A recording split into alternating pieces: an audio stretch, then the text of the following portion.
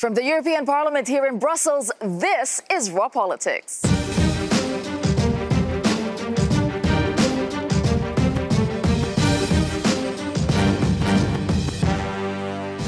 Thank you for joining us tonight, and this is what we have for you on the menu. Hero to assassin. We talk to a Russian journalist behind explosive revelations in the Skripal poisoning.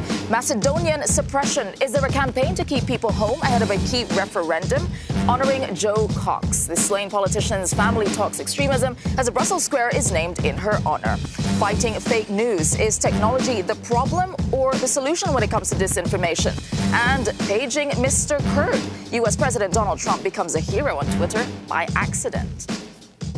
It's good to have you with us. Now it's time to meet our panel. We have Andrew Byrne. He is the Europe correspondent for the Sunday Times based here in Brussels. Andrew, which of these stories do you like? Well, I'm watching right now the Macedonia story very closely, this referendum on Sunday. Will it be the vote that opens this country's path to EU and NATO membership, or will it consign it to further isolation? Isn't that the question? We're also joined by Eva Kaili. She is a Greek MEP with the Alliance of Socialists and Democrats. Eva, which of these stories are you watching? Well, I think, of course, the issue of former Yugoslavic Republic of Macedonia, as currently named. I think it's really important. And, of course, fake news is something we're trying to deal with also from the European Parliament, trying to have tools. We have upcoming elections in a few months. So I think it's crucial for us to make sure that everything will be as it should. Keeping a close eye on that as well. And also, we are joined by Andrei Beketov. He's a correspondent for Euronews's Russian service. Andrei, which of these stories are you watching? I'm fascinated with the Russian poisoning story. It would be a real spy thriller, but of course, people died as a result of these events in Britain. Indeed. They say truth is stranger than fiction, isn't it? All right, we will have a lot more on those stories. First, our top story. It is the world is waiting for the reaction from the Kremlin after an explosive report identified one of the alleged assassins in the Salisbury poisonings as a Russian military hero, allegedly honored by Vladimir Putin himself. Now, it's the latest twist in a saga that has put divisions between Russia and the West front and center. Now, the man in question is Anatoly Vladimirovich Shepiga, an alleged Russian Special Forces colonel. Investigative websites Bellingcat and the Insider Russia say he's one of the men accused of poisoning former double agent Sergei Skripal and his daughter Yulia in March. British authorities had originally identified the man by his alias Ruslan Bushirov. He appeared on Russian TV with his alleged accomplice just weeks ago, saying that they had been on holiday in the UK at that time. All right, I did interview Roman Dobrokhotov earlier. He's a Russian journalist who helped break the story. He and his team at the Insider Russia spoke to sources in the Russian security services, and they gained access to passport database. I spoke to him and asked him what this suggests about Putin's alleged involvement. Only Vladimir Putin could do it himself. First of all, we speak not just about some GRU agents. We speak about very prominent people. So one of them, Ruslan Bashirov, also known as Anatoly Shepiga, he was honored as hero of Russia, and this medal is given only personally by the president in Russia. So that means that he personally met with Shepiga, and of course he knew him very well after that. So when Putin says that these are not military guys and so on, he's absolutely, evidently lying, because he personally gave him medal. But what about Vladimir Putin himself? Do you think he will come out and say otherwise, it changed what he had said? I think it will be easier for him just to keep the line and to deny everything as he used to do, because it will be too difficult to invent some other theory. So I think they would just try to discredit Bellingcat and the Insider, as they already started, and they will just ignore every other facts and reaction. But he still is in very difficult position, because we have all the evidence, and of course Great Britain will push on the Russian government, trying to get the answer, so he's in a big political trouble. Okay, and Roman, finally, something surprising to you as well is the fact that these two men were able to get a visa. Why is that surprising to you? That will be in our next part of the issue that we are going to publish next week, because that's indeed surprising that people that had no business no registered business at all. I got a business visa in Great Britain. It's very difficult to do usually. You have to bring a lot of papers, and they had no papers at all, no real document history. So there was definitely some influence of Russian security services on British Visa Center, and we already know a lot about that, and we are going to publish it very soon. All right. Thank you very much for that, Roman. Thank you. Thank you very much. All right. Roman there was talking about evidence that they had found and presented to the public. Did the governments learn anything today? Is that a smoking gun? Did they learn anything today that they didn't already know? Andrew? I don't think so. I think the response from the British intelligence services, which has been not to deny these findings by Bellingcat, I think in a sense it proves the story as we've been told it so far by the British side. But I think what strikes me time and time again with this story is just the audacity at each step of this story. The more we learn, the more threadbare the cover story that these guys gave in their interview on Russian television appears. And just the fact that... It's very brazen, isn't it? It's very brazen. Brazen to the point where you would almost think that it's intentionally obvious. You know, why create a cover story involving prominent Russian colonels that can be so easily disproven, unless, in a sense, you kind of want to be seen. But the question there is why. I'll put that to you, Andrei. I mean, why? Why is this the strategy that we're seeing playing out, and how is it playing out in Russia? Well, from what we have seen, we can clearly see that Kremlin rewards loyalty, a good service, and doesn't tolerate dissent, and especially treason. Now we have a hero, a person, a Chipiga, who definitely considers himself a really good soldier and who disregards other people's interests, like for him attacking, well, we don't know, but it's between Russians. So you think this is more domestic? It is very, very much domestic, but when it takes us to the foreign arena, it's Skripal who was attacked on British soil, and this is definitely a message to others like him. You can't cross the line, you have to toe the line, and if not, we will get you wherever you are, even abroad. And by the way, my own inside in Kremlin told me very similar case was Khodorkovsky, the Russian billionaire who was the richest, considered the cleanest oligarch, and yet the richest man. He was vulnerable as well when he didn't quite behave according to Kremlin rules. So these are, it's very much a different way of thinking. Yeah, Eva, you want to say something?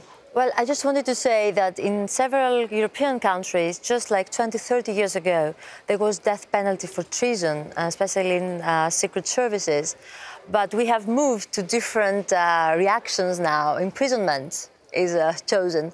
So I think it's a very interesting discussion here, and I do agree it's an example or a message sent inside the country against anything that could cause national threat. But the thing is, I was talking to Roman, the journalist, earlier, and I asked him whether in Russia, whether people believed the cover story, and they said, well, no one actually believed it in Russia, and no one actually cares much about, you know, how they're perceived. Is that true, Andrei, your analysis? They want to believe it because it portrays Russia as a powerful, almost superpower, which Russian pride is very important motive for the whole people who vote for Putin. Okay. Because stability is very important, and this is another way of assuring stability. Because people want to regain their pride. They want, look, Euronews is discussing the situation. The world is talking about it. That could be the aim of whatever happened. The aim is that to hide. Well, we all know who did it, and yet we have no hard evidence. And this is exactly the way they wanted to portray. The same happened with Crimea. Nobody knows exactly who invaded it, but we know, but we were not, well, it wasn't we wait approved. For the evidence. So that's... Yeah, so now we are waiting actually for reaction from around the world, but we have a reaction from British Prime Minister Theresa May because she talked about Russia during a speech at the UN General Assembly, and she appeared to make reference to the new revelations. Take a look at this. States like Russia flagrantly breach international norms, from the seizing of sovereign territory to the reckless use of chemical weapons on the streets of Britain by agents of the Russian GRU. Now, going back to the point you made, Andrew, about the brazenness of the way that this is done, is there a point where it has moved from being a covert war, let's use the word, to overt? I think so, and I think that what Russia is doing now is pushing at the limits of this. I mean, if you look at this case from the very beginning, these two guys went over to the UK ostensibly because they have an interest in obscure cathedral towns, and they trailed chemical weapons around the place like they were carrying an overfilled cup of coffee. And then the story that's given out afterwards, I think, Andrew, what you say is very true. I mean, the story has to be incredible because people need to see that there's a message to those who are part of the Russian secret services who then turn their backs on it. So I think, in a sense, there's many messages, and I don't think the Russian state really wants to establish truth in this case or even create a convincing alternative truth. They want to establish doubt. They want to create uncertainty around everything so that people around the world simply can't put their finger really on who they can trust in these stories. So how does one deal with that, Eva, from a political, legal point of view? How does one deal with that? Sanctions, asset freezes? I mean, do these really work? So how do you move forward? I think national security is an issue that nations deal with because, as I said, each country, each state has a different law about it. But I think that it's an indication of how Russia would treat such cases. And this is maybe something for us to take in and not overlook. And I would say there are strong indications in this case that there was knowledge and involvement of the government. So I'm not sure we have the right to do anything about that. And no answer yet on how to deal with Russia at this point? Well, at this point, we already have strong sanctions and we already have a very careful approach to Russia.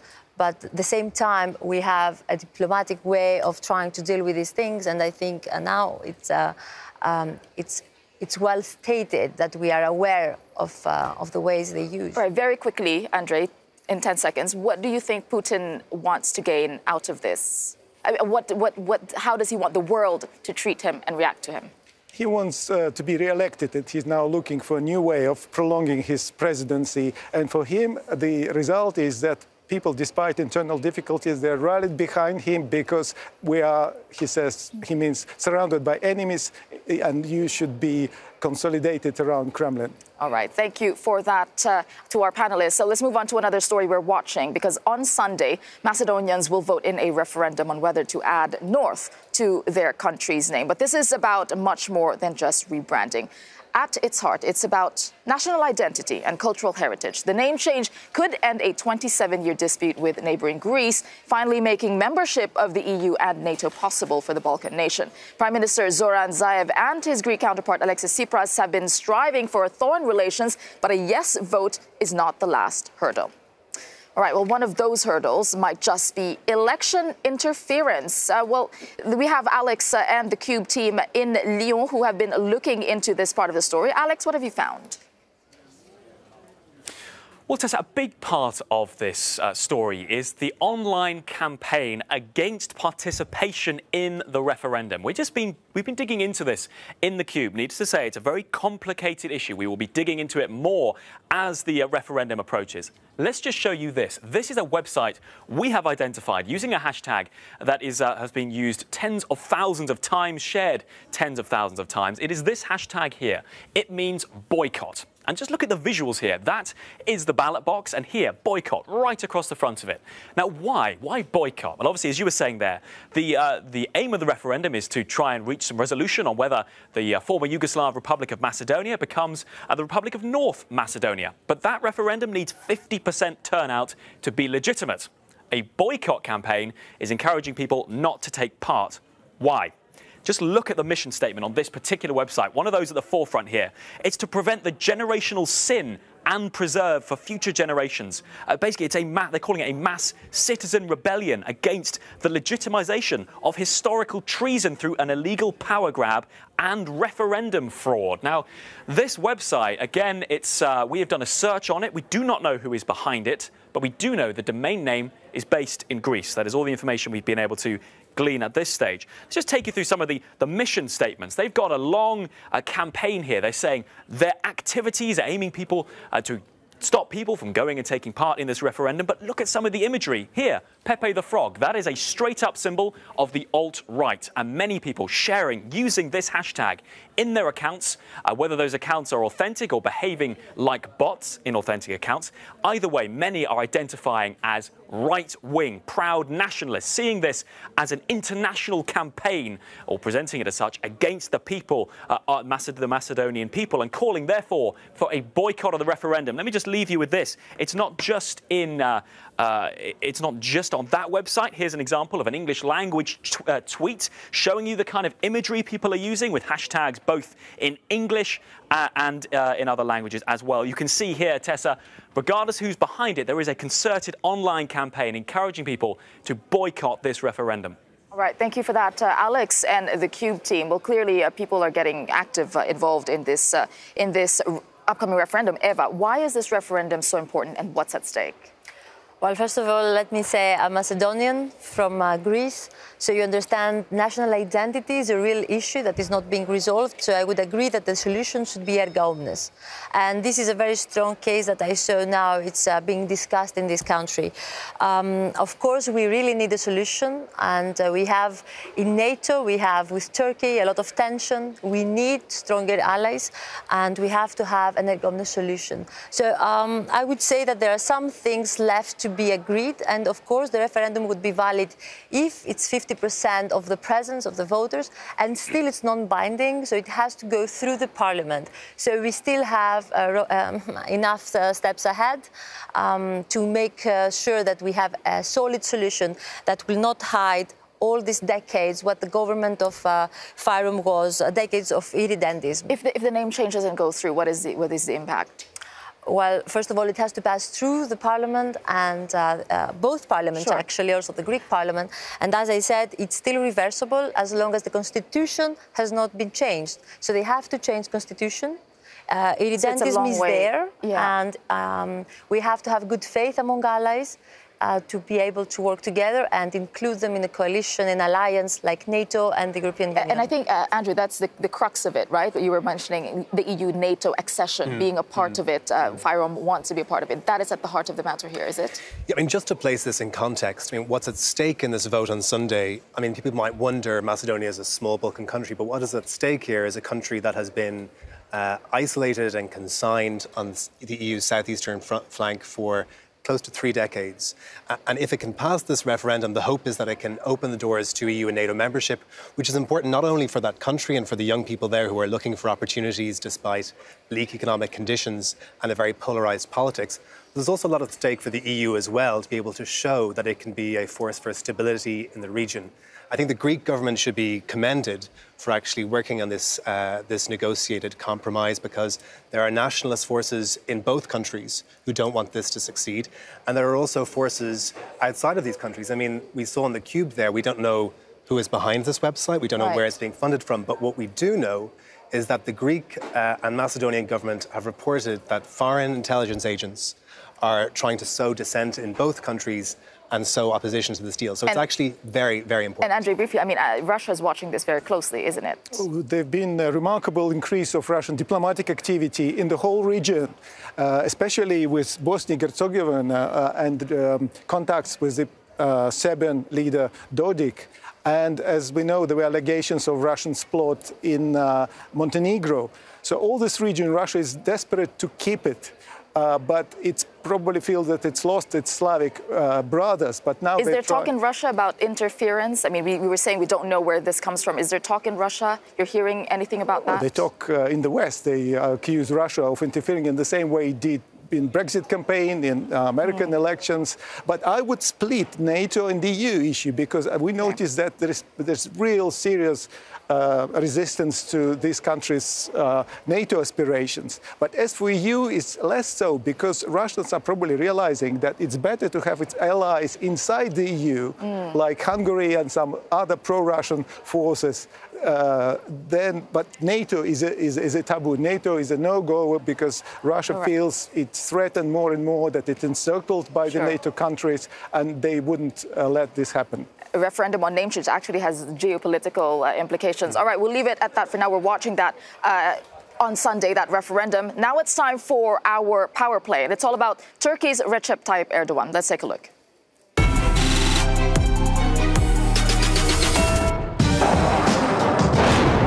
It was 2 years ago, Turkey's Recep Tayyip Erdogan faced a dramatic coup. It failed, and he responded by tightening his grip on power. Well, he threw tens of thousands of activists and journalists behind bars, including some German citizens. Well, that sent Turkish-German relations into a tailspin. But look who's in town today. Erdogan is receiving full military honors in Berlin as he makes his first state visit to Germany. He's even being thrown a state dinner in lavish surroundings. But several opposition leaders are refusing to attend. They're concerned about extending the hand of friendship to a man who, just a few months ago, accused Germany of Nazi tactics. But with close trading ties and a deal on migrants, it may be in Angela Merkel's interest to make friends. So you think really they're friends just like that? What do you think? Well, I think if we needed yet another illustration of the pragmatism of Angela Merkel, this is it. I mean, you know, I don't think it's for the goodness of her own heart that she has allowed this visit to take place and that she's hosting Mr. Erdogan. Obviously, this is Real Politik, the kind of approach to politics that she has been known for. People often talk about how it was Angela Merkel who opened Europe's doors to the refugees, but it was also Angela Merkel who struck a deal with Mr. Erdogan to close that route along the Western Balkan route. So that is important. I think that's the light we have to see this in. And speaking, since we've been talking about Russia, this whole bloc so far, Eva, I mean, when Turkey was at odds with the EU and with Germany, it was turning towards Russia. Do you think this is going to change that alliance and, you know, it's good for the EU? Well, I'm not sure, but I hope, because trying to get closer to the European Union means it will try to be closer to the values of European Union. So at the same time that he wants more people to be able to protest in Germany, Turkish, the same time it's restricting freedom of speech in Turkey. And this means that we have, for the time being, not a clear understanding of what his strategy will be, but I do hope he will be closer to the European Union. All right, thank you very much for that. We have a lot more coming up for you in the program. The fact checkers on the front lines of the war against fake news. Plus, remembering Jo Cox. As a new square is unveiled in her name, we talk to her sister about the current climate of politics.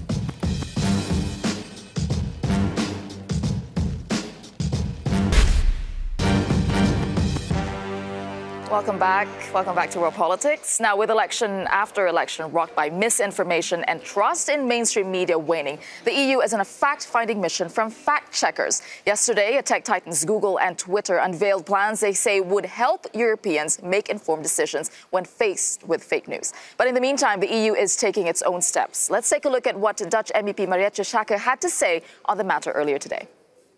I also think the term fake news is quite difficult because it is so often used to dismiss unfavorable opinions. Look at what the US president is doing, labeling entire newspapers as the fake news. Sometimes I don't know if I should laugh or cry when I hear another fact checker coming up, because I felt like that was actually the role of journalists all along. Well, joining me to unravel fact from fiction, we have Dutch MEP Marietje Schaake, who we've just seen speaking earlier at that conference, your news correspondent Maeve McMahon, and the Sunday Times EU correspondent Andrew Byrne. Now, I will start with you, Marietje. Is it the role of journalists to fight fake news, and are we not doing our jobs? Is that what you're saying? No, it's actually not what I'm saying. I'm actually trying to empower journalists, because I think if we continue to erect more structures and more regulations and more ideas to challenge so-called fake news, which I rather talk about either junk news or disinformation, then I think we're actually diminishing the role that journalists already play. And if anything, I would like to say reclaim your role as existing fact checkers. You don't need to invent or hire fact checkers. I would like to see journalists being responsible for that all along. Yeah, and I mean, what about the role of politicians in that as well?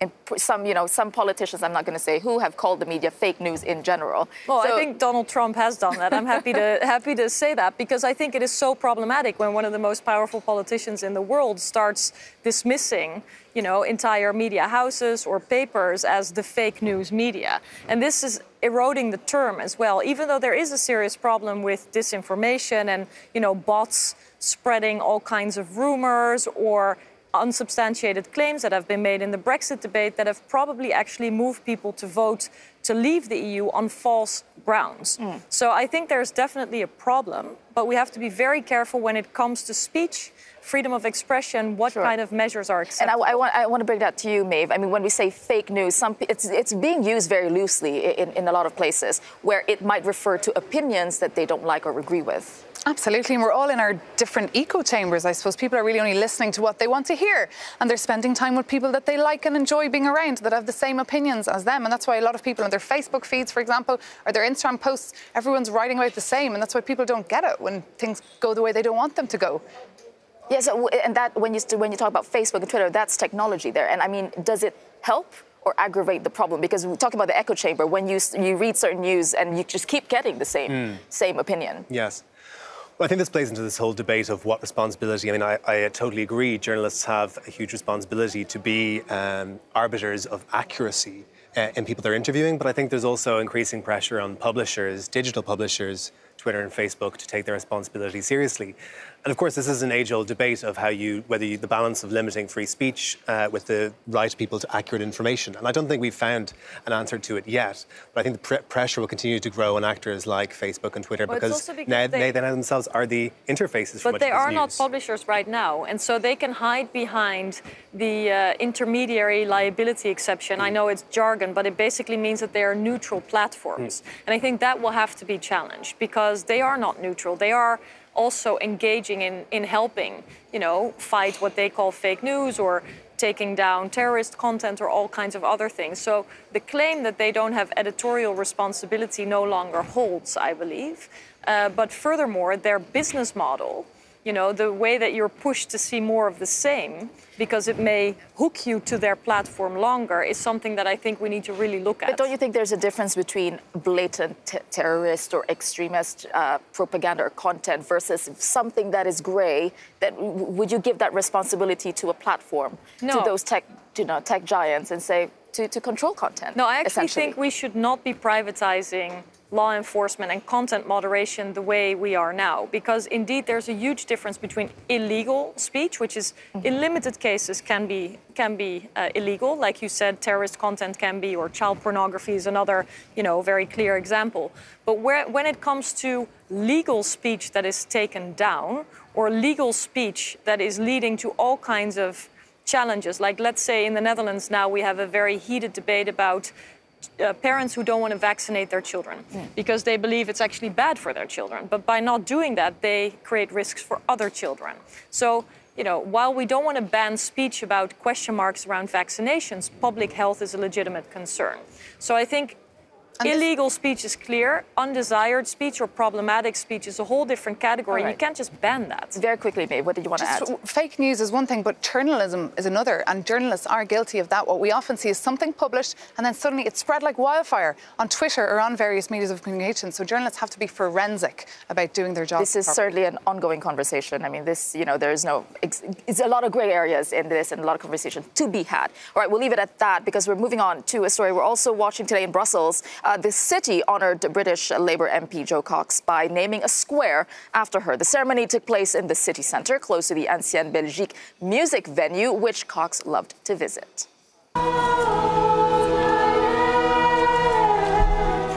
Family, friends and colleagues gathered to remember the politician. The mayor called her love of Brussels remarkable. Cox worked at Parliament as an assistant to an MEP, and she was murdered in 2016 in June by a far-right extremist in the midst of the Brexit campaign. All right, Maeve, you had gone to that event today. Can you tell us what that was like? What was the mood and? Absolutely. Well, I was the first reporter there this morning at 7 on Good Morning Europe on Euronews, and then I was the last one to leave at 3. So I saw it all. I saw how it started. I saw how the square this morning was just an old kind of abandoned square, if you like, just hidden behind Ancienne Belgique, the very popular music venue. But by 1 p.m, it was full of people. Almost a little bit like a Labour Party conference, in fact, because a lot of them had come over, including Jeremy Corbyn. But it was actually very nice. I spoke to, of course, Jo Cox. It was Jo Cox is his sister. Sorry, it's been a long day. And it's a very difficult day for her and for her parents, of course. But she was really happy that it was the friends of Jo Cox who came up with this idea to put this square in her honour in Brussels. All right, let's take a look at that clip that you did for us today. I miss Jo every day, in every single way, really. Just those little things like ringing up when you've got some news, finding out about the kids. Really simple stuff, I think, as anyone would probably miss someone so close to them. And if she was alive today, what would she say about the state of the Brexit negotiations? I think Jo would be extremely saddened that things have gone the way they have in terms of Brexit and in terms of our relationship with Europe. But equally, she would never give up hope, and she would want to keep working towards a solution as much as we possibly can. And what would she think about the disunity in Europe? Jo would be extremely sad. You know, Jo had many identities. She was a proud Yorkshire lass. She was from Yorkshire in England. She would consider herself a proud inhabitant of Great Britain, but she would have considered herself a strong European as well. And I think she'd be extremely sad that identity potentially is being fractured. And what will this mean, having a plaque here in the city centre of Brussels in her honour, the Jo Cox Plaque? Yeah, it's amazing. It's a wonderful tribute from the Mayor and from the people of Brussels to remember Jo and the many happy times she shared with her friends in this city that she really loved. You know, it was a very special time for Jo. She was here in her 20s. She celebrated her 30th birthday here. We all came over and had a big party. So to have a permanent reminder of Jo and the values that she held is very special for us as a family. And finally, do you think the square in the city centre of Brussels will be used as a place to protest or for people to go if they want to create more social justice? I hope that Jo's Square will be used as a place to create happy memories. I hope it'll be used as a place where people come and reflect on things and remember Jo and the values that she held. And come together in a positive way. It'd be really lovely to think of lots of very happy memories being created.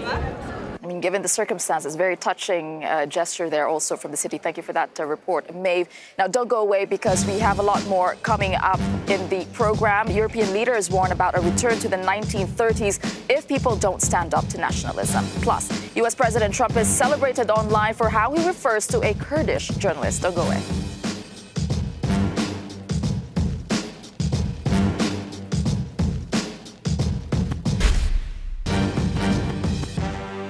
Welcome back to Raw Politics. Now, it is a powerful group with what they hope will be a powerful message. Today, current and former political leaders penned an op-ed in 3 European newspapers warning that Europe could return to the 1930s if it doesn't stand up to nationalism.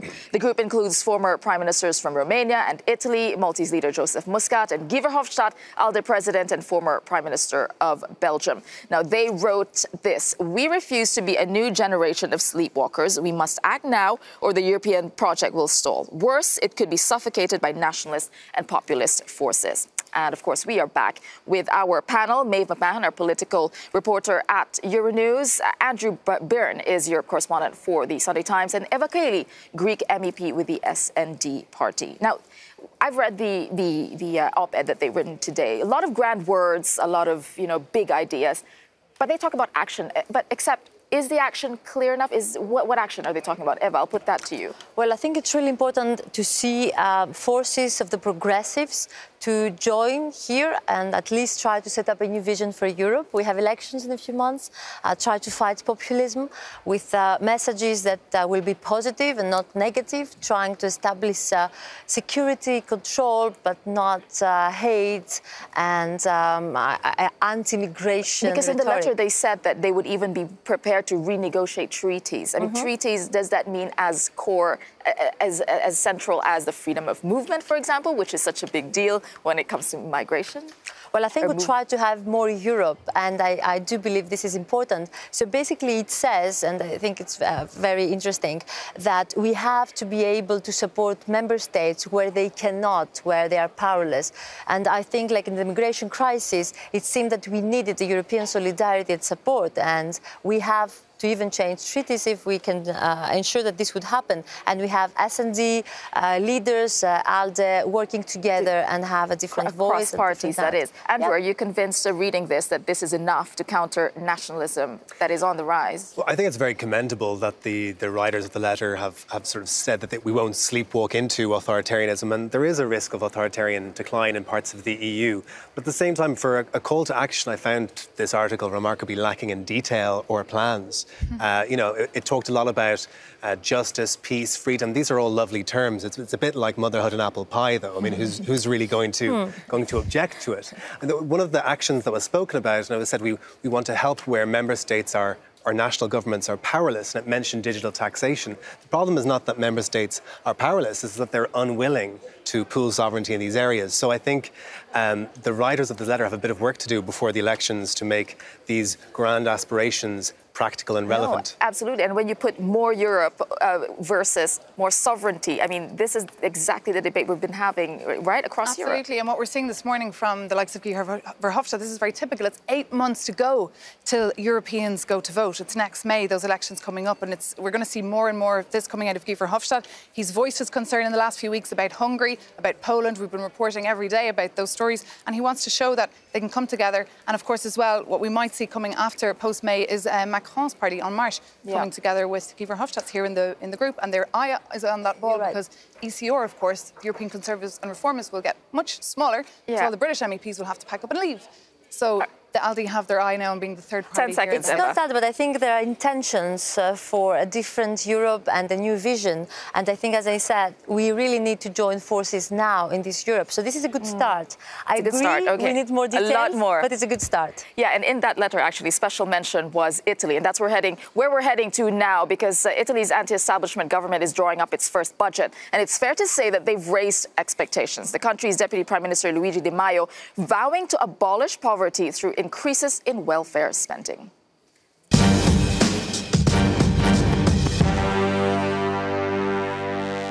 A political battle is underway in Italy. The Five-Star Movement and the right-wing League have been locked in negotiations with the economy minister.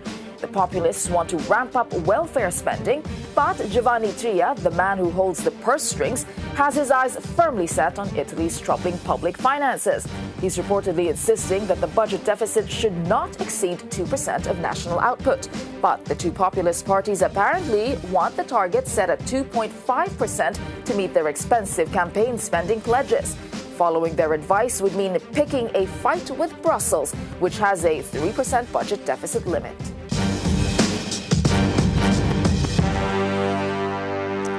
Abolish poverty. It's a big promise, isn't it, Andrew? Well, why didn't anyone think of that before, right? I mean, abolishing poverty, if it could be done like that, I guess it would have been done before. I think what we're witnessing with this story is the Five-Star Movement having an identity crisis. It's watching its opinion support levels plummet while the coalition partners in the League see their support rise. And so I think while the League have been using the migration story very cynically to increase their support levels, the Five-Star Movement now are panicking and they're pushing for more welfare spending, more of their basic income trials, for instance. And I think it'll be interesting to watch this evening. Will the deficit be within under 2%, in which case I think we can avoid a clash, or will it go higher, in which case we might see a market response? But we've been talking about France also in terms of budget deficit. I mean, do you think Italy is getting a lot less leeway than France is getting? Who'd like to answer that? Well, I think the Italian case, like the Greek case, we were left alone with the migration crisis. So populism there is flourishing. We have governments of populism in both countries. So I think this is a kind of different situation. In France, I think they had all the traditional parties. They have to reinvent themselves too, in order to pass these reforms and not allow Le Pen to be actually the next to take over. Yeah, a lot of budgets actually coming up that we will be closely watching. Reforms are never easy in any country. Absolutely. All right. Now let's move on, because U.S. President Trump, he's being hailed a hero on Twitter today, and it's all over how he referred to a Kurdish journalist during a news conference. Alex Morgan and Leon in the Cube has this story. Alex. Tessa, it was a fairly extraordinary news conference, wasn't it? It went on for a long time, and there was an unsuspecting journalist in the audience who became an internet sensation afterwards following this exchange. I'll just show you the video we posted on our Twitter feed. Please, Mr. Kurd. Go ahead. Thank you very much for your time, Mr. President. Two quickly questions. What will be the USA relations with the Kurds? Oh, I thought I just answered that. Post-ISIS. And Okay, we're trying to get along great with the Kurds. We're trying to help them a lot. Don't So forget, just to stop that there, it was that initial interaction, Donald Trump talking up the relationship after that, but saying Mr. Kurd to the journalist. Now, people initially thought that's a bit insensitive, but it's had the opposite effect. We spoke to Rahim Rashidi, the journalist referred to as Mr. Kurd, this morning on our programme, Good Morning Europe. But he's also tweeted to say, no, I'm proud and I'm thanking the president. He said the same to us. He is thanking Donald Trump for saying Mr. Kurd. And there's other journalists like Zinar here saying, we're all proud Kurds. The fact the president is recognising our ethnicity is brilliant. He's saying now in all future press conferences, we will introduce ourselves as Mr. Kurd as our intro. So, Tessa, an unexpected twist to that conference. Indeed. Thank you for that, Alex and the CUBE team in Lyon. Well, that is not the only quote from Donald Trump that had people talking this week. Let's take a look at tonight's Raw moment. They weren't laughing at me. They were laughing with me. We had fun. That was not laughing at me. So, the fake news said people laughed at President Trump. They didn't laugh at me. People had a good time with me. We were doing it together. We had a good time. If you look at Mr. Pillsbury, the leading authority on China, he was on a good show, I won't mention the name of the show, recently, and he was saying that China has total respect for Donald Trump and for Donald Trump's very, very large brain.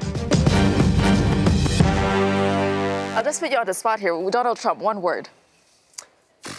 Big. Okay. Eva. I can just say Miss Greece wouldn't be bad, but this is insane that we talk about this, no? He's a huge entertainer, and I needed that laughter therapy, so thank you, Donald Trump, for that. Entertainer, indeed. All right, thank you to all of our panelists, and of course, thank you for watching us here on Raw Politics. We'd like to hear your views on what you're talking about. I'm on Twitter @Tesa Arcilla, or follow us @Euronews. Use the hashtag Raw Politics. Have a good evening.